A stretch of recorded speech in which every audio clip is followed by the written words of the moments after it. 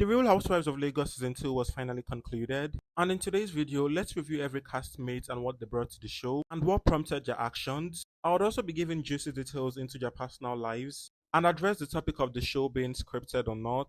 Before we start this video, do not forget to subscribe, turn on your notification, and like this video. And you can also check my page for related content.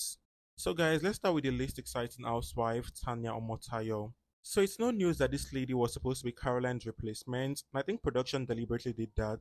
So initially, Caroline and Chima weren't supposed to return for season 2, and so production felt it would be right to replace them with Tanya and Faith. Tanya was supposed to stand as the beautiful biracial cast, just as Caroline did in the earlier season, while Faith was supposed to be the bougie, classy lady, just as Chima did in the earlier season. So now let's discuss how Tanya played her part.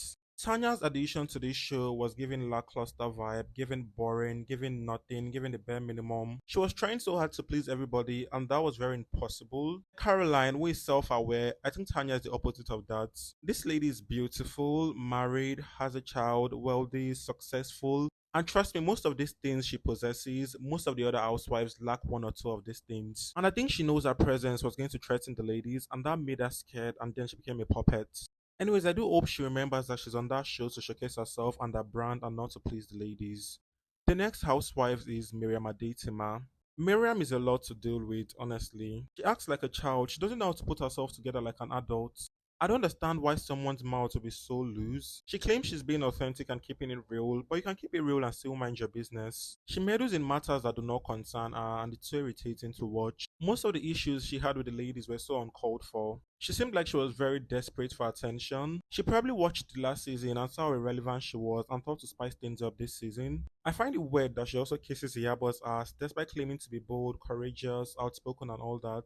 Her issue with Faith was what deserved an apology, but she decided to ignore and play dumb. Her brags and shades were also so lame, like she brags of basic things.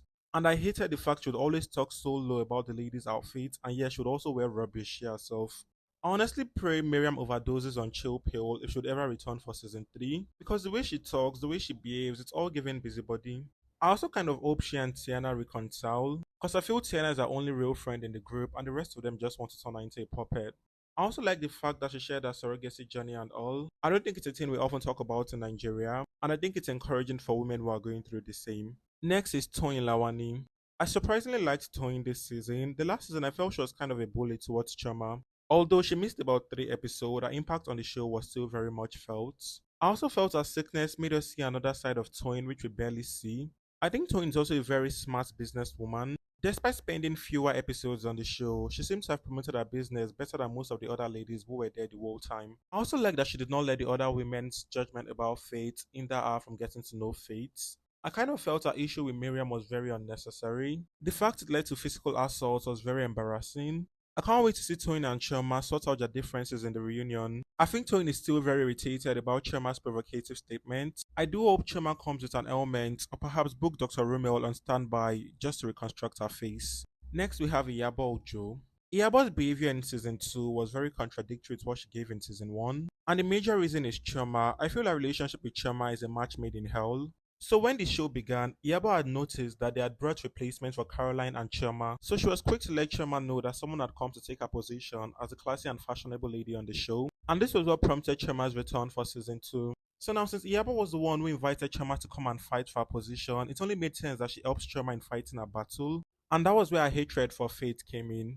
Iyabo clearly embarrassed herself the most this season, and all those bullshit Dr. Romel said to her. He said it because he knew that was what she desperately wanted to hear. He knew the only good thing and biggest achievement in her life currently was Polo. So he knew by saying it, it was going to make her feel good and feel like Faith wanted something she had so badly. I just feel Yabo is not very smart and ended up showing how intimidated she was by Faith. And the fact she constantly acts like a tout and her best friend who claims to be classy can't put her in place is so weird to me. Surprisingly, the sort of man Faith has been rumored to have been with in the past, Polo doesn't even come close. Faith can at least get a man to get her a Bentley, while Iyabo clearly couldn't, despite her alleged atrocity with the infamous pastor.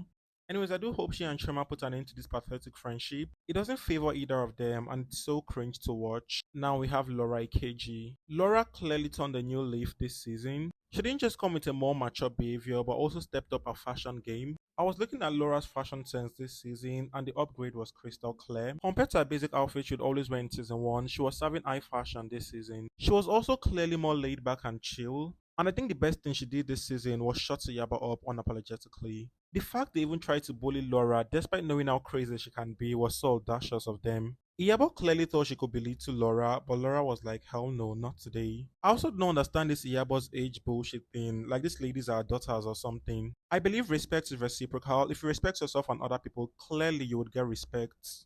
Laura also pushed her business out there, which was a very smart move, and congratulations to her. I also like our friendship with Faith. I like that they set boundaries and don't act like secondary school friends. I also wished we got to witness Laura's wedding this season, but the pregnancy came and congratulations to her either ways. Asaf and Choma tried developing a friendship this season, but honestly, I don't think both ladies can ever be friends. We also got a glimpse into Laura's family, and I really liked that.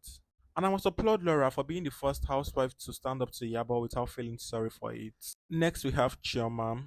I could barely understand Chema this season, and I doubt she could even understand herself this season. She clearly wasn't practicing what she was preaching, and she seemed entirely different from the Chema we met in season 1. Chema was the same person that said if the ladies want to verbally assault each other, they should come hard with the insults. And when Miriam did just that with her, she started crying and playing victim. I just felt Chema was a hot mess this season and shouldn't have returned. I just feel Iyabo's influence on her is so horrible and has made her lost her personality. And I also dislike the fact that she fails to apologize even when she's clearly wrong. She's done that with Faith, Miriam, and Toyin. I also couldn't understand why she was comparing her travel experiences with Faith. Faith was a wife and mother, and as such has to be dedicated to her family, while you can go around living your Dora the Explorer fantasy. Anyways, I must compliment her confessional looks this season. She definitely slayed.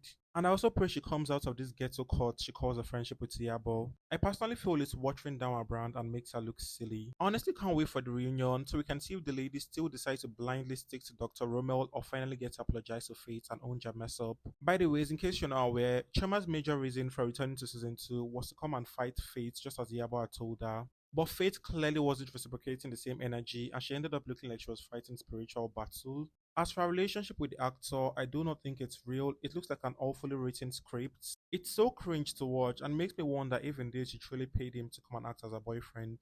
The events of this season 2 has also made me question what was really at fault in Caroline's and Sherma's issues. From the look of things, I guess Caroline was right all along, and Sherma is just Iyabo's puppet and always desperately trying to please Iyabo. And finally, saving the best for last, we have the diamond of the season, Fate. Fate came, saw, and conquered. This lady exudes so much grace and class. Her composure is so next level, and I couldn't fathom why Yabo had persistently said Fate is condescending. I mean, if anything, Fate was constantly humble towards Yabo.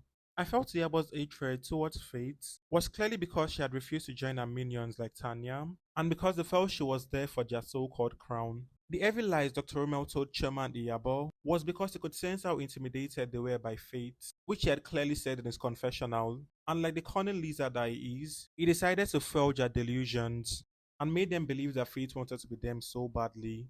Anyways, I love that Fate didn't give them the reaction they were expecting and didn't fall on their level as expected. I personally feel Fate is more like Caroline than Tanya is. She's more self aware and knows her worth, and carries herself with so much grace. I also love her fashion sense. I love her relationship with Laura. It's clearly a blueprint for what a mature relationship should look like. I love that they set boundaries and stay loyal to each other. And I love the fact that she gave us little insight into her family. Our relationship with her son was so adorable to watch. Anyways, guys, let me know your thoughts in the comment section. Who is your favorite housewife? Do you think the reason some of the housewives acted the way they did was justifiable? And if you still think it's scripted, I'm here to let you know that it's not. The ladies themselves have addressed it. Be sure to give this video a thumbs up and subscribe to my channel and see you in my next post.